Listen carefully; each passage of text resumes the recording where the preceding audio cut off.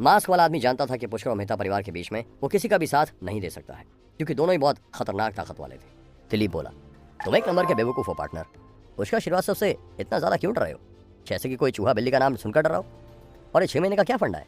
क्या तुम और पैसे नहीं कमाना चाहते हो?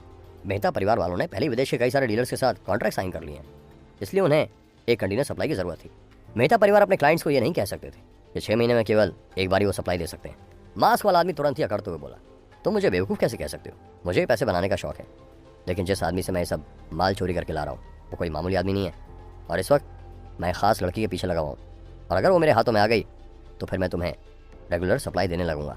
मास्क वाला आदमी ये सब बोलते हुए बहुत ज़्यादा खुश हो रहा था और सोच रहा था, इस बार मैंने सारा प्लान अच्छे से कर रखा है। इस बार मैं सीधे पुष्कर की माँ नैना को ही पटा लूंगा। वो वैसे भी बहुत खूबसूरत और जवान है और कई सालों से किसी मर्द के साथ नहीं रही है, इसलिए उसको पटाना बहुत आसान होगा। हालांकि मुझे इन सब में बहुत केयरफुल रहना होगा। अगर मैं इन लोगों को इस बारे में कुछ भी बताऊंगा तो हो सकता है मैं खुद ही फंस जाऊँ। मास्क वाले आदमी ने तुरंत कहा, जल्दी से डील कंप्लीट करो, जल्दी जल्दी मुझे मेरे बॉन्ड्स दे दो, और आज के बाद पुष्कर के साथ तुम्हारा कुछ भी मैटर हो, मेरा उससे कोई लेना देना नहीं होगा। दिलीप ने गुस्से से चिल्लाते हुए कहा, बस बहुत हो गया, बेकार में पुष्कर श्रीवास्तव के नाम की रट मत लगाओ। अगर वो यहाँ आ भी गया तो मैं उसकी गर्दन खुद अपने हाथों से मरोड़ दूंगा। अरे आखिरकार वो इस वक्त केवल इसलिए जिंदा है कि मेहता परिवार ने उसे जिंदा रखा हुआ है। अगर मेरी मर्जी हुई तो अगले ही पल पुष्कर तुम्हें मरा हुआ मिलेगा। जैसे ये बात खत्म हुई, अचानक ही एक गुस्से भरी आवाज आई, एक नाली में रेंगता हुआ कीड़ा मुझे मारने की बात कर रहा है, चलो आज ये भी देख लेते हैं। अचानक ही हवा में एक अजीब सा ऑरा फैल गया और टेम्परेचर बिल्कुल कम हो गया, जिसकी वजह से शिप पर मौजूद सभी लोगों के शरीर में कपकपी मच गई। मास्क वाला आदमी घबराते हुए बोला, ये किसकी आवाज थी? कहीं पुष्कर तो यहाँ नहीं आ गया? शिप पर मौजूद हर आदमी इस वक्त हैरान था। सबके सब तुरंत पानी की ओर देखने लगे। तभी परम ने कहा, वो देखो, कोई पानी के ऊपर दौड़ता हुआ आ रहा है। चांद की रोशनी तले अचानक ही पानी के ऊपर दौड़ती और अंदर तैरती हुई कई सारी खूंखार चमकदार आंखें दिखने लगी, जिसकी वजह से शिप पर मौजूद सभी लोग घबरा गए। काले कपड़े पहने हुए उन सभी लोगों ने अपने चेहरे पर खूंखार राक्षस जैसे मास्क पहने हुए थे, जिन्हें देखकर ही डर लग रहा था। शिप पर मौजूद मास्क वाले आदमी ने घबराते हुए चिल्लाकर कहा, हमारे एनिमीज आ गए हैं, एनिमीज हमारे शिप की तरफ आ रहे हैं, जल्दी कुछ करो। शिप पर मौजूद लोग घबराहट में इधर उधर दौड़ने लगे, क्योंकि जो लोग पानी के ऊपर दौड़ सकते थे उनसे घबराना लाजमी था। भले ही मेहता परिवार मुंबई का सबसे ताकतवर और बड़ा परिवार था, लेकिन उन्होंने भी आज तक ऐसे लोगों को नहीं देखा था जो पानी के ऊपर चल सकते थे। दिलीप हंसते हुए बोला, मेरे शेरों, जल्दी बाहर निकल कर आओ और अपने एनिमीज को इसी समंदर में दफना दो। अचानक ही डेक के ऊपर कई सारे मेहता परिवार के खतरनाक योद्धा लड़ने के लिए खड़े हो गए। दूसरी तरफ पुष्कर को इस वक्त इतना ज्यादा गुस्सा आ रहा था कि उसे किसी बात से कोई फर्क नहीं पड़ रहा था। पीछे पीछे आ रही शामली अपने किलर्स को इंस्ट्रक्शंस दे रही थी। तभी अचानक लालू जोर से चिल्लाते हुए बोला, अबे तुम शिप पर खड़े बेवकूफ हो, आंख खोल कर देखो, डार्कलिस्ट तुम्हें मौत के घाट उतारने आ चुकी है। गोल्डी ने भी चिल्लाकर कहा, गाइस अपने आप को बचा कर रखो और जो भी तुम्हारे सामने आए उसे मार डालो। इतनी बात सुनकर दिलीप तो शॉक में आ गया और बोला, क्या कहा? डार्कलिस्ट? दिलीप जानता था कि डार्कलिस्ट की ताकत को अंडर एस्टिमेट नहीं किया जा सकता और सीधे डार्कलिस्ट से टक्कर लेना मेहता परिवार के लिए भी काफी मुश्किल है। दिलीप गुस्से से चिल्लाया, डार्कलिस्ट वालों, तुम फिर से हमारे काम में रुकावट डाल रहे हो। तुम्हें क्या लगता है कि मेहता परिवार तुम लोगों से डरता है? आज की रात अपने भगवान को याद कर लेना। तुरंत ही शिप पर मौजूद सभी योद्धा लड़ने की पोजीशन को लेकर खड़े हो गए। डार्कलिस्ट वाले अभी भी पानी में थे और हाई ग्राउंड उनके एनिमीज के पास था, इसलिए डार्कलिस्ट वालों के लिए शिप के ऊपर चढ़ना और एनिमीज के डिफेंस फॉर्मेशन को तोड़ना एक बहुत ही बड़ी चुनौती थी। यहाँ तक कि शामली भी ये सब देखकर थोड़ी परेशान थी। शायद वो जानती थी कि डार्कलिस्ट को काफी नुकसान होने वाला है। दिलीप जानता था कि वो एक एडवांटेजस पोजीशन पर खड़ा है, इसलिए वह पागलों की तरह हंसते हुए बोला, डार्कलिस्ट के गुंडों, अगर तुम्हारे अंदर हिम्मत है तो ऊपर आओ, मैं यहीं खड़ा तुम लोगों का इंतजार कर रहा हूँ। जो भी ऊपर आएगा उसे मैं फाड़कर 2 टुकड़ों में तब्दील कर दूंगा।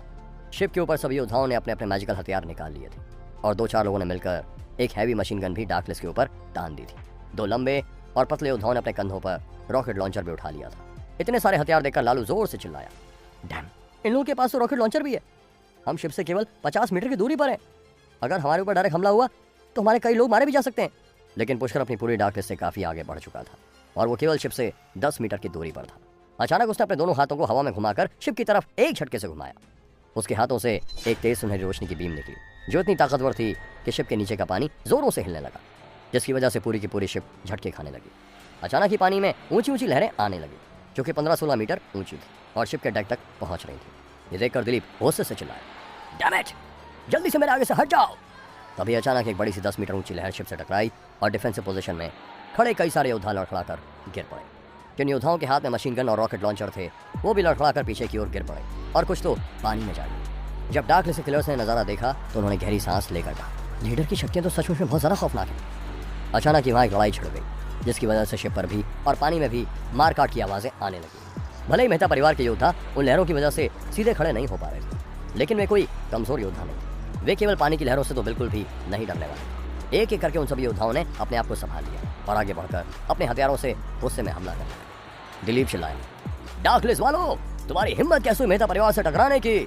लगता है तुम भूल चुके हो कि इतने सालों से तुम हमारे टुकड़ों पर पल रहे थे।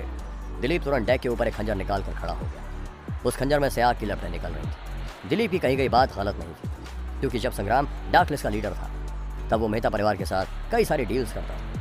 यहाँ तक कि डार्कलिस्ट का डेप्यूटी लीडर साथ ही कुछ और लोग भी मेहता परिवार के टुकड़ों पर पले थे। संजय मेहता के बहुत बड़े एम्बिशन की वजह से मेहता परिवार डार्कलिस्ट को भी काफी हद तक कंट्रोल करने लगा था। लेकिन जब से पुष्कर मुंबई आया था, उसने संजय मेहता के सारे प्लान्स पर पानी फेर दिया और मेहता परिवार की कई सालों की मेहनत को बिल्कुल बर्बाद कर दिया था। तभी पुष्कर डेक पर चढ़ गया और दिलीप से लड़ने लगा। दिलीप ने पुष्कर के सिर पर अपने खंजर से हमला कर दिया। खंजर में से निकल रही आग की लपटें बहुत ज्यादा गर्म। एक ही हमले से डेक के ऊपर मौजूद लहरों की वजह से आया हुआ पानी भाप बनकर सूख गया। पुष्कर ने अपनी शक्ति से अपने हाथ को खंजर की तरह इस्तेमाल करना शुरू कर दिया और अपने हाथ से ही दिलीप के खंजर से लड़ने लगा। जैसे ही पुष्कर का हाथ उस खंजर से टकराया, उसका पूरा शरीर कांप उठा। खंजर की ताकत पुष्कर की उम्मीद से कहीं ज्यादा थी। दिलीप हंसते हुए बोला, तुमने बहुत बड़ी गलती कर दी पुष्कर श्रीवास्तव। आज तुम मेरे हाथों मारे जाओगे। आज मेरा खंजर तुम्हारे खून से ही अपनी आग शांत करेगा। और तुरंत पुष्कर के ऊपर दोबारा हमला करने लगा। ये खंजर संजय मेहता के उस खंजर से इंस्पिरेशन लेकर बनाया गया था, जो कि संजय मेहता ने अर्जुन को हराकर हासिल किया था। मेहता परिवार ने एक बहुत ही ज़्यादा टैलेंटेड तलवार बनाने वाले लोहार को हायर किया था और उसने एक ही दिन के अंदर एक नुकीला खंजर तैयार कर दिया था। कॉपी होने के बावजूद भी इस खंजर की ताकत बहुत ज़्यादा थी। पूरे शिप के ऊपर इस वक्त घमासान युद्ध चल रहा था। चारों तरफ मारकाट की आवाज़ें गूंज रही थी और अगर क्रिसमस ईव के फायरवर्क्स नहीं चल रहे होते तो ज़रूर शहर के कई लोगों का ध्यान ज़रूर इस शिप के ऊपर जाता। इस शिप के ऊपर मेहता परिवार के कम से कम 60-70 बहुत ही हाई लेवल के योद्धा मौजूद थे।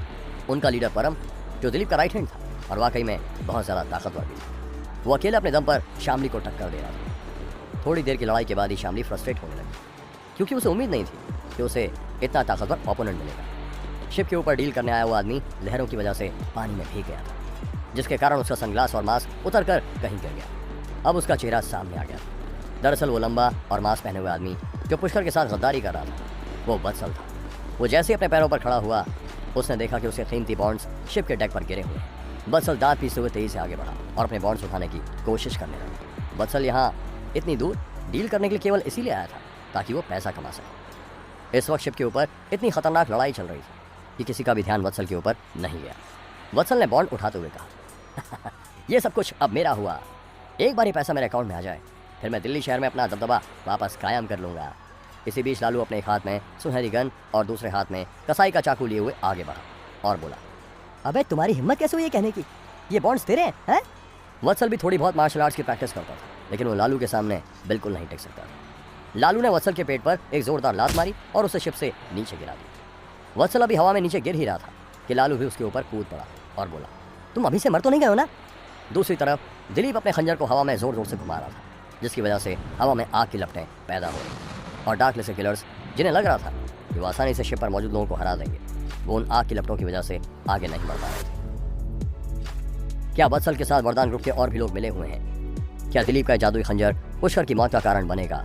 क्या पुष्कर वत्सल को जान से मार देगा या लालू उससे पहले ही वत्सल का काम तमाम कर देगा? शामली और परम के बीच किसकी जीत होगी? चोरी किए हुए सामान को कैसे बचाएगा पुष्कर? बॉन्ड्स किसके हाथ लगेंगे? जानने के लिए सुनते रहिए ये एक्साइटिंग कहानी सिर्फ पॉकेट एफएम पर। रोजाना ऐसे ही नए एपिसोड पाने के लिए हमारे चैनल को लाइक, सब्सक्राइब और शेयर करना ना भूलें।